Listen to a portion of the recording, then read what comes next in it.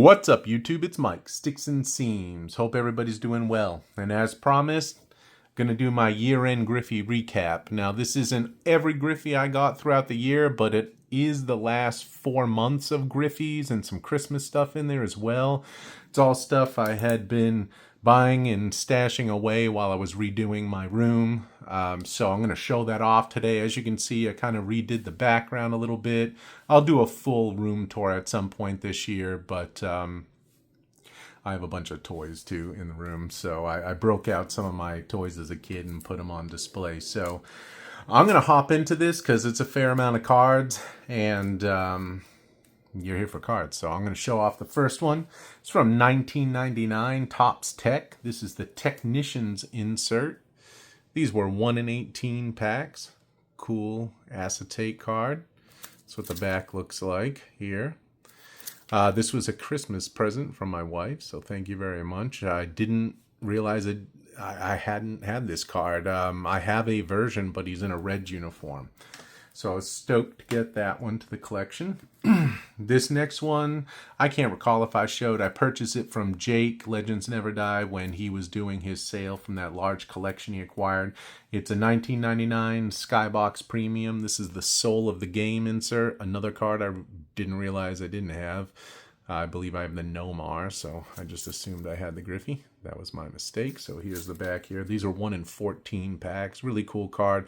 And sneaky. It's kind of doubled, tripled in price over the past couple of years. So there used to be a card you get for under 20 bucks all day long. Now it's closer to about 100. Let's see here. This next one is a beauty. It was a Christmas present to myself. I've been collecting these over the years, dating back to the early or late 90s rather, when they were in studio. But this is from one of my favorite products, 2022 Allen & Ginter.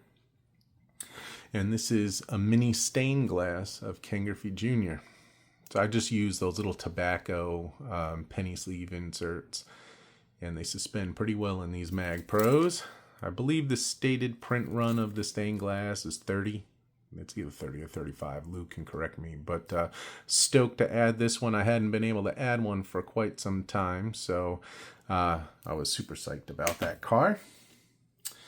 This next one is unique, my first one ever, and it also is from Ginter. It's from 2020, and this is one of the mini metal cards, and these are print run of 3.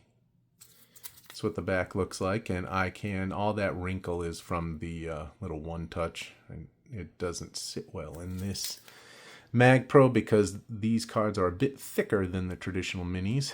But this card's really cool, and for those of you who have not held one, they are metal because they are very receptive to a magnet. It just went flying. So I'm wondering if you can actually put a pretty strong magnet up to those rip cards to see if you've been lucky enough to pull one of those.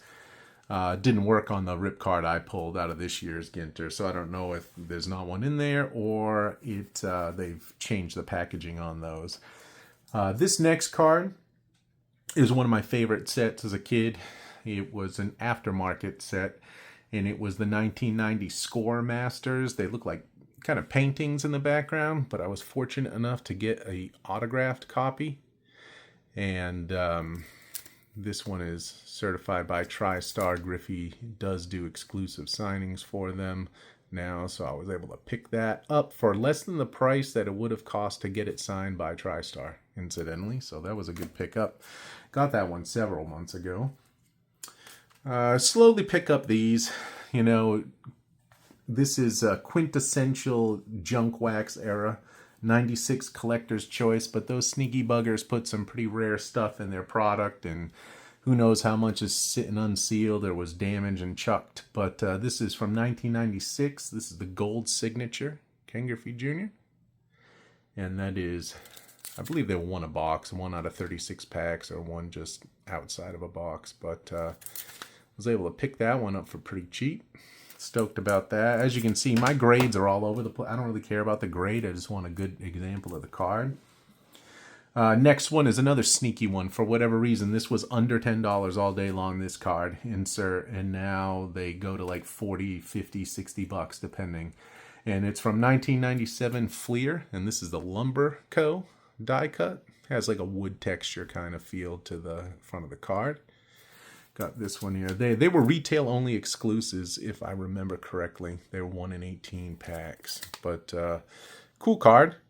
And a sneaky card. One that I'm glad I just bought so I have it and don't have to worry about the dilemma of paying $100 for a card that used to be $5 all day. Let's see. This next one is from 1998 Pinnacle Plus. That was a cool product, Pinnacle Plus. This is one of the artist proofs.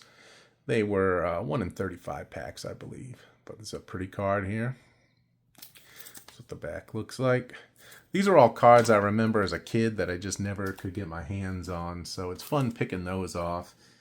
And I don't discriminate. I like Griffey in a red uniform. Some are better than others, but this was a cool one from 2007 Topps Chrome. This is one of the white refractors. They are serial numbered out of 660. This one I believe was 280 out of 660. And it'll be over here. Yeah. But they were 1 in 6 packs, but it's a pretty nice image of Griffey with a crowd in the background. I was excited to add that one. 3 more.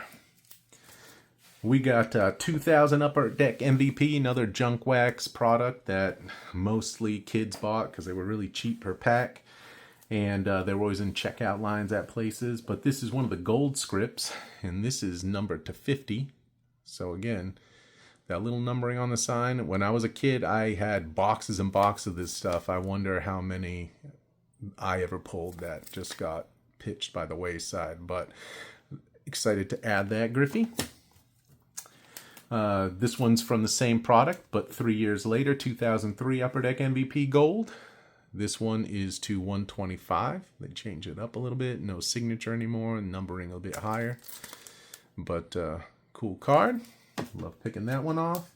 And the final one, this was a late entry to my end of the year. I bought it just before New Year's, and I got an extremely good price on it, so I was stoked when it actually arrived.